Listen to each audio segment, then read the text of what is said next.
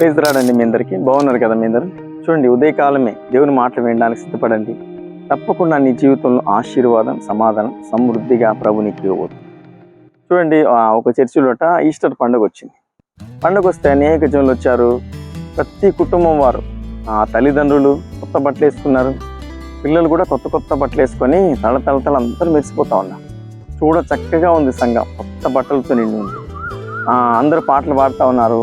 మరి వాక్య టైంలో దైవసేవకుడు వచ్చి అక్కడ నిలబడ్డాడు. ఆ రోజే ఆ సంఘానికి కొత్తగా వచ్చింది ఒక స్త్రీ. చూస్తూ ఉంది, చాలా చక్కగా ఉందని. ఆమె అన్ని చూడగా పరిశీలన చేసింది ఏంటంటే, దైవ సేవకుడు పాత చొక్క వేసుకున్నాడు. ఆ చొక్క కూడా చిరిగిపోయి ఉందండి. అది అందరూ గమనించలేదు, కానీ ఈమె గమనించిందండి. అయ్యో అదేంటి, మేమంతా కొత్త బట్టలు వేసుకున్నామే, దైవ సేవకుడు ఏంటి చినిగిపోయిన చొక్క వేసుకున్నాడు అని పరిశీలన చేసి గమనించి వెంటనే ఆటోలో ఎక్కి ఆ దైవ సేవకుడికి ఒక జత బట్టలు తెచ్చి ఇచ్చిందండి. వెంటనే వేసుకుని రండి అమ్మ, ఇప్పుడు ఎందుకు లేమంటే వినలేదంటండి. వెంటనే వేసుకుని రండి అని చెప్తే ఆయన వేసుకొని వచ్చి చక్కగా వాక్య పరిచర్య జరిగించాడు. చూడండి, మనం దేవుని సన్నిధికి వచ్చినప్పుడు మనం పరిశీలన చేయవలసింది ఏంటంటే, దైవజనుడి వెనకల ఉన్న బాధ. మనం కొత్త బట్టలు వేసుకుంటాం, మన ఇంట్లో అన్ని సమకూర్చుకుంటాం, కానీ దేవుని సేవకుడిని దేవుడు పిలిచాడు కాబట్టి ఎవరు పోషించాలా?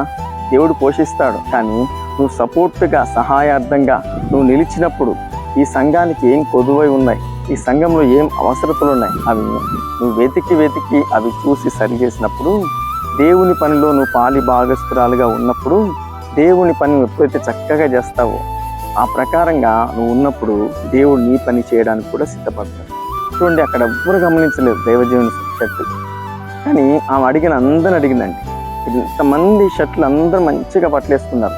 దైవ సేవకుని గమనించారంటే, వాళ్ళు తెస్తామనుకున్నాం, మరి వీళ్ళు తెస్తామనుకున్నాం, అందరూ ఒకరి దగ్గర పెట్టుకుంటున్నారు. వాళ్ళు తెస్తారని వీళ్ళు, వీళ్ళు తెస్తారని వాళ్ళు, ఎవ్వరు తీసుకురాకుండా అలాగే పెట్టేస్తారు. ఈరోజు నీ అవసరమే చూసుకుంటున్నావేమో, నీ పని చేసుకుంటున్నావేమో, దేవుని సన్నిధిని నువ్వు గమనించాలి. దైవజనుని వెనకలున్న బాధ, వెనకలున్న కన్నీరు, వెనకలున్న ఆవేదన, వెనకలున్న అవసరత నువ్వు తెలుసుకుని ఆ ప్రకారం చేసినప్పుడు సర్వ సమృద్ధితో నీ కుటుంబం నింపబడుతుంది, సమాధానంతో నీ కుటుంబం నింపబడుతుంది.